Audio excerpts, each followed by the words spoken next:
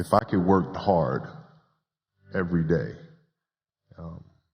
with being blessed with the physical tools that I have,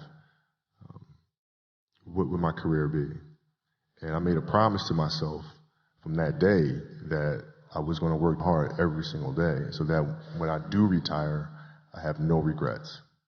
And that was the most important thing for me, is to leave no stone unturned, get better every single day. And if I lived that way, then over time, I'd have something that was beautiful. But that was my philosophy. It seems like a pretty simple one, but if you live your life to just get better every single day, and do that for 20 years, what do you have?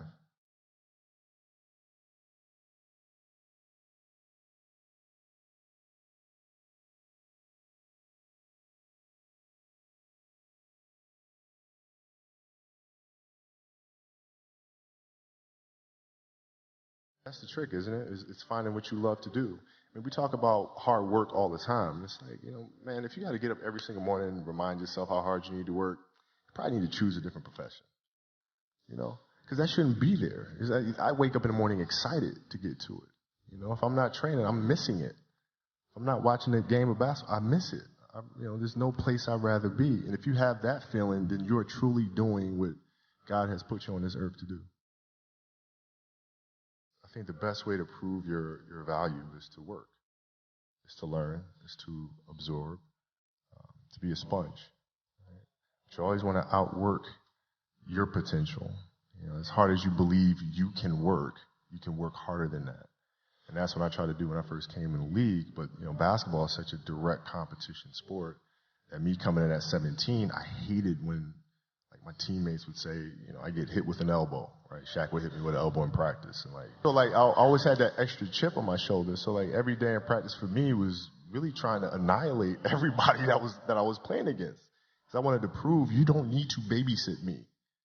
I'm fine, And so it's always that competitive nature, the work ethic, and curiosity. Because I asked a lot of questions.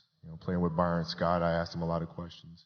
Eddie Jones, who was great at chasing guards off the screens, and I didn't understand how to do that. I would sit with him before practice, after practice. Magic, James Worthy, Kurt Rambis, Kareem Abdul, all the Laker greats. I would always sit down and just ask them questions about certain games that I studied growing up. What actually happened there? What did you feel there? Why? Phil introduced meditation to us when he came to our team in 99, 2000.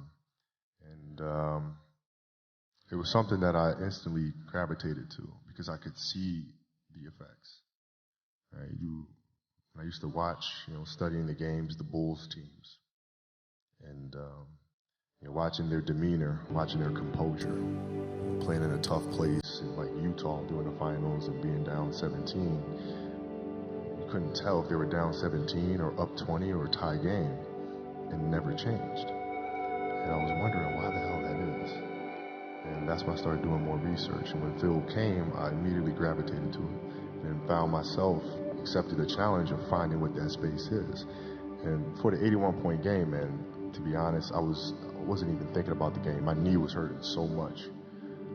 I didn't know then, but I had a flap of joint, cartilage stuck in my joint line. And so my mind was really trying to go to a place where I don't feel that pain. And the game started, and because of that, I was just in a different space. I wasn't worried about what was to come. I wasn't worried about what just happened. I was just here. And when you're just there in the moment, playing plays right in front of you, your focus is heightened because nothing else matters.